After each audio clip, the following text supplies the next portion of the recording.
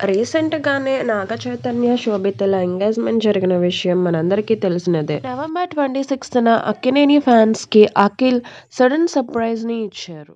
జయరామ్‌తో engagement అయింది అంటూ కొన్ని బ్యూటిఫుల్ పిక్స్‌ని సోషల్ మీడియాలో షేర్ చేశారు అఖిల్ అక్కినేని. ఆ పిక్స్‌ని మనం ఈ వీడియోలో చూసేద్దాం.